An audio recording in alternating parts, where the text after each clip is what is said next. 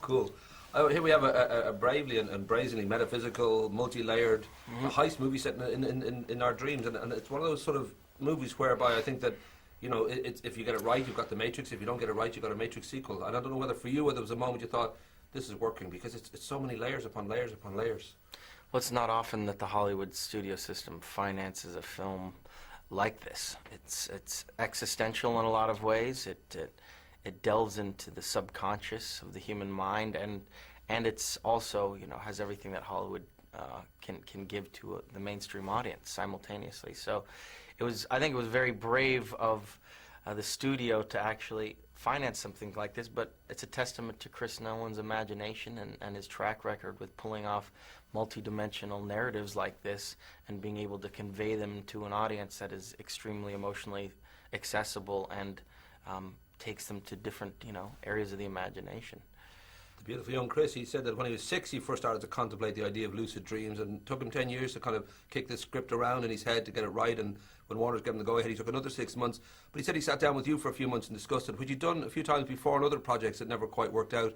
I don't know what clinched it for you here, because I would imagine you really have to believe in it before you'd say, we're definitely going to do this. It's a big commitment. Well, yeah, I mean, it was a very ambitious idea of his to do this movie, and a lot of times I think with visionary directors, and Chris is absolutely one of those, you have to sort of unlock the Rubik's Cube of what they were trying to convey on screen, because these things are so entrapped in their mind that even a screenplay can't sort of convey what the film ultimately was like. So for me, being able to sit down with him 3 months and sort of hash through this cathartic journey that he wanted the character to go on, and really create with me this notion of a man almost going through a therapy session of 4 different stages of the human subconscious, and the deeper he gets throughout the film, the closer he comes to terms with his own nightmares and the truth about his past and what he's sort of been suppressing.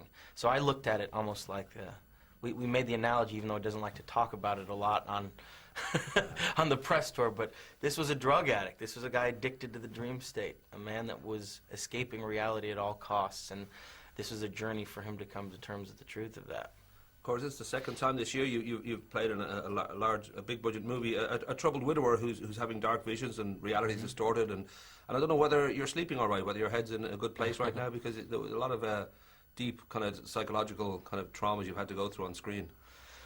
Well, that's where I live them out, on screen, because the truth is I'm sleeping great. Everything's fine. I'm a very...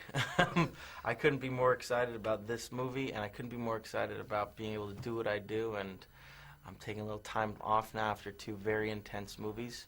And, you know, this is where I get my demons come out on film, so it's been all right. 2 very quick ones. Your late grandmother had always said, you know, take that time out and do the bricklayer thing and all that. And I don't know whether, when I last spoke to you, I suggested that Ireland needs bricklayers. I don't know whether you've any kind of intention of heading back over, because I know you've been before, but I don't know if you've... I went one day, and I sat down in a pub all day long and talked about a movie, and I never got to see the city, so I really regret not going back to Dublin. I want to see everything that Ireland has to offer. A lot of my friends are going to go soon, so hopefully I'll make it there. The very last thing is, given the wonderful career you've had, and you had that almost like a speed bump with Titanic, where you had to take 2 years out to get that kind of craze to dice down all those screaming teens to sort of give you a chance to act again.